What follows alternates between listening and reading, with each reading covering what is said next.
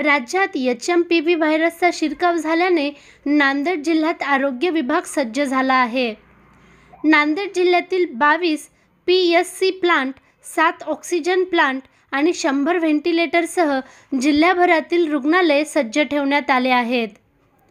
नांदेड शहरातील शासकीय रुग्णालयासोबतच ग्रामीण भागातील प्राथमिक आणि ग्रामीण रुग्णालये पूर्णतः सज्ज ठेवण्यात असल्याची माहिती जिल्हा शल्यचिकित्सक डॉक्टर नीलकंठ भोसीकर यांनी दिली आहे।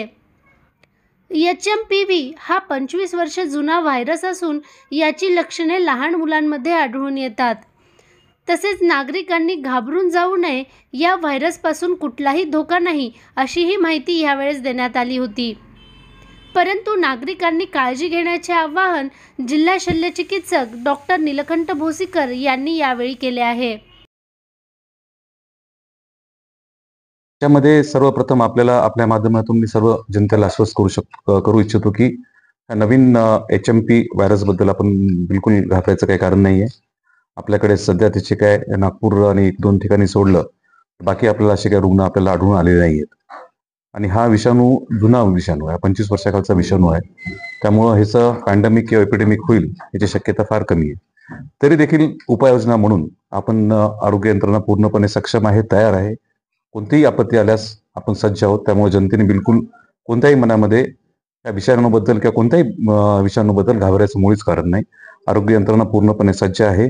आपल्याकडे जवळपास 22 PSA प्लांट आहेत, आपल्याकडे जवळपास 7 LMO टँक आहेत, आपल्याकडे ऑक्सिजन पाईपलाईन्स आहेत, आपल्याकडे वॉर्ड्स तयार आहेत। त्याच्यामुळे याच्यामध्ये आरोग्य यंत्रणा पूर्णपणे सज्ज आहे आणि आपण प्रार्थना करू की अशी कोणती आपत्ती येणारच नाही आणि ह्या विषाणूबद्दल आपण घाबरायचं पण कारण नाही आहे। याच्यामध्ये हा व्हायरस असल्यामुळे हा रेस्पिरेटरी ट्रॅकला अफेक्ट करतो। त्यामुळे आपण कोविडमध्ये जे आपलं 30 सूत्री होतं, सोशल डिस्टन्स ठेवणे, हात धुणे, खोकलताना आणि शिंकताना आपण रुमाल वापरणे, ह्या गोष्टी आपण ह्याची काळजी घेतली पाहिजे।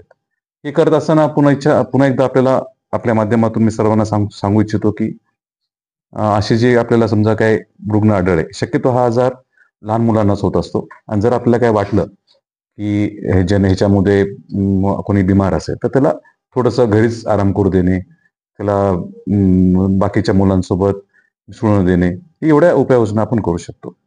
पण ह्या आजारापासून धोका असा काही नाहीये। ह्या आजाराचे लक्षण हा व्हायरस असल्यामुळे आणि निमो व्हायरस असल्यामुळे साहजिकच त्याचे लक्षणं म्हणजे घशामध्ये खो करणे, सर्दी, खोकला, ताप आणि दम लागणे आणि शक्यतो हा आजार लहान मुलांमध्ये होत असतो। सध्या तरी आपल्याला आढळायचे काय आपल्याला पेशंट्स आढळलेत किंवा आपल्याला थोडी बहुत ह्या विषाणूबद्दलची माहिती आहे, तर हे लहान मुलांमध्ये जास्त आढळून येतो।